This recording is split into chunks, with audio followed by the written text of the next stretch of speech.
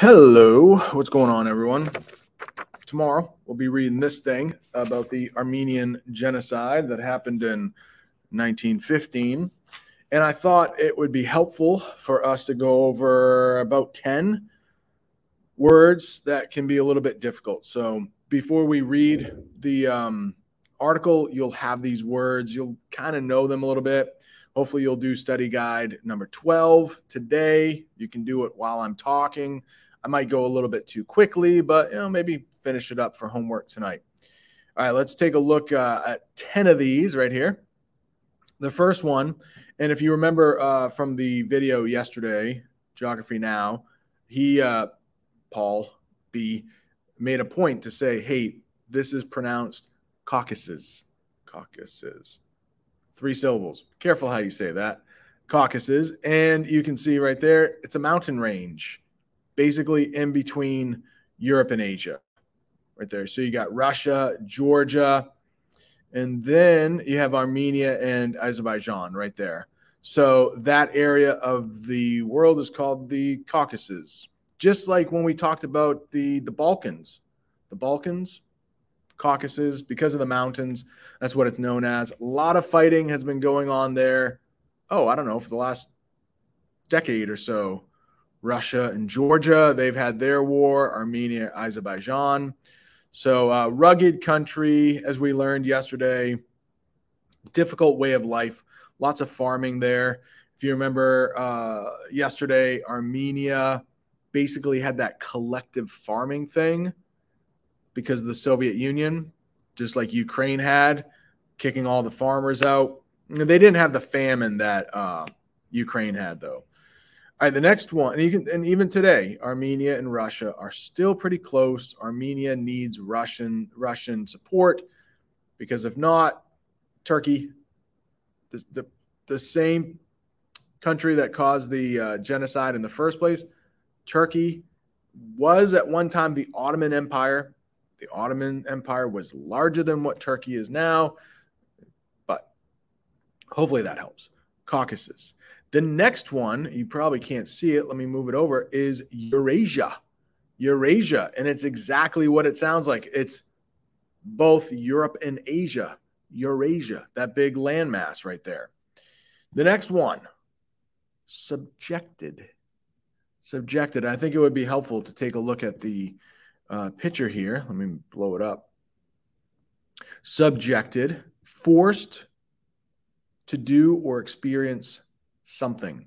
You can see this poor little kid does not look happy at all. He is subjected to being given a shot. I'm sure his parents were like, hey, you need a shot, buddy, when you get to school. Boom. I don't know if that's the COVID vaccine or whatever it is, but it doesn't look like he wants to do it. Probably good for him. I do have a sentence here for you. I was subjected to listening to my sister's singing for 20 minutes at her choir concert. So anytime you have to experience something that you don't want to, you are subjected to it. Maybe right now you are being subjected to this video. I mean, I suppose you could put in some AirPods or something like that and not have to listen to it. But most of the people in this room probably are being subjected to this video. I hope it's helpful. I hope you don't feel like you're being subjected to it, but I mean, you are. Despotic is the next one. But you will hear, I highlighted that, despot, because you will hear that more often. And we have our buddy there. Is that Kim Il-jung? Kim Il-sung? I get them mixed up. The current leader of North Korea, if he's still alive. But I think you could consider him a despot, or the adjective describing him as despotic, and it's somebody who, or the adjective, somebody who is exercising absolute power, tyrannical. So tyrant, tyrannical is the adjective describing someone, a tyrant, that's the noun. And I have a sentence there for you. Despot, a despot is basically a tyrant or a dictator. Hopefully that one's pretty self-explanatory, I guess. The next one, box on the ear, that is mentioned in the article, boxed on the ear. And I don't know if you've ever heard of this, but it's a physical blow struck on or around the ear, usually as a punishment or reprimand for some behavior. So boxing someone's ears, let's get rid of that. Boxing someone's ears, like literally you could do that and you're boxing their ears. So it's just another way. Like think of boxing, punching, box someone's ears. It's a punishment. Sometimes it's literally boxing someone's ears. In the article, it's not. It's used. It's like another way to say a punishment. All right. The next one looks like very serious. Whatever it is, very serious. Grave. Grave. So you might know the word grave as in a place where somebody is buried, but grave danger. You might hear grave danger. He was in grave danger. So it's something that is a very serious, and you can see the picture here. I mean, there's a tornado. I would think, although that person looks like I can't blow it up anymore.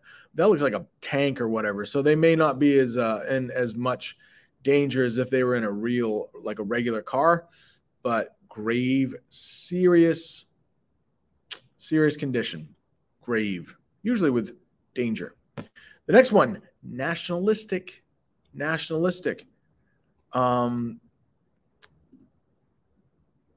So if someone is proud of their country, like in the United States, we might say they're patriotic. They celebrate the 4th of July. They, blow things up with fireworks. They love their country. I don't think there's anything wrong with that. Hey, really love this country. I want to respect it, help it any way I can, volunteer, do my civic duty. Nationalism is when it gets extreme, when it gets bad, when it tilts the other way. It's like, hey, I love the United States so much.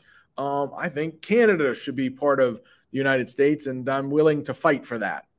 So there's a very fine line between being patriotic and loving your country, and then falling into the whole nationalism thing.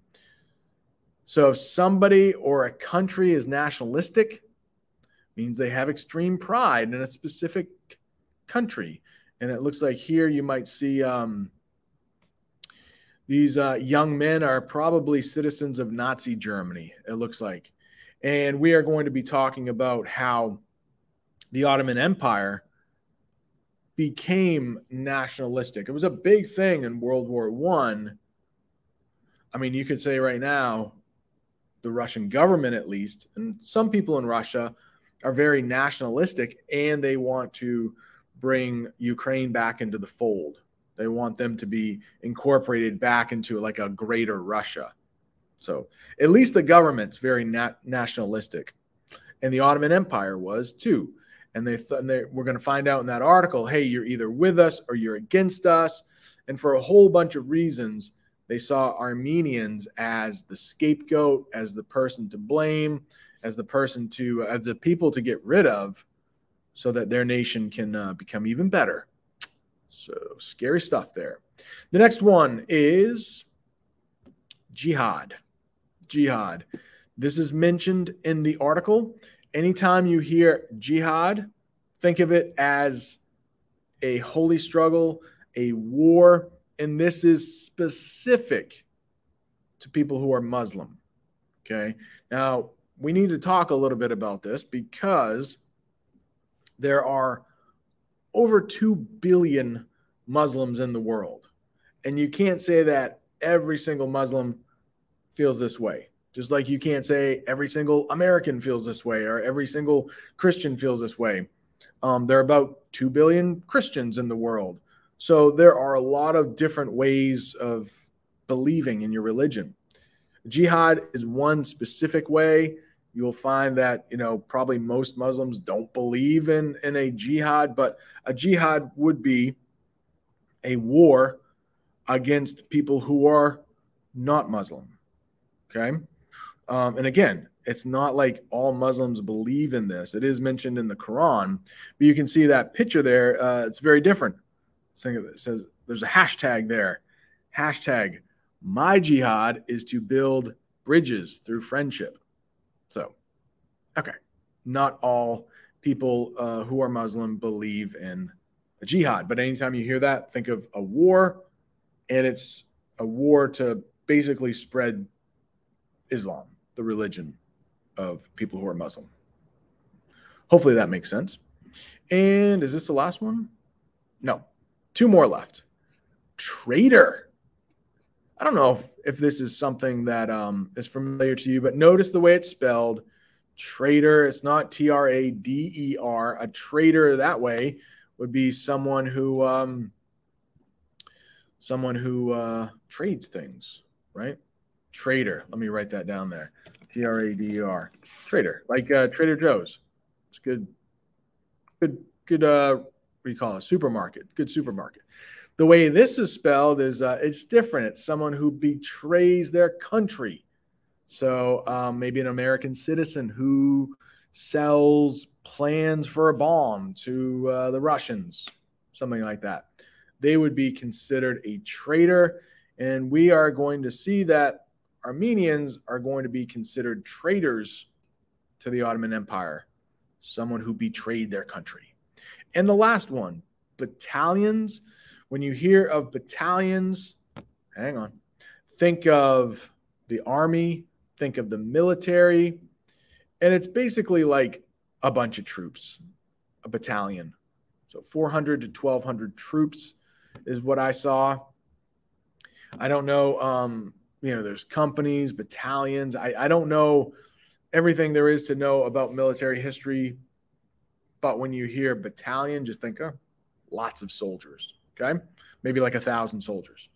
All right, I hope that helps. Maybe you finished your study guide while we were talking. I don't know. It's about 12 minutes, so maybe you did, maybe you didn't.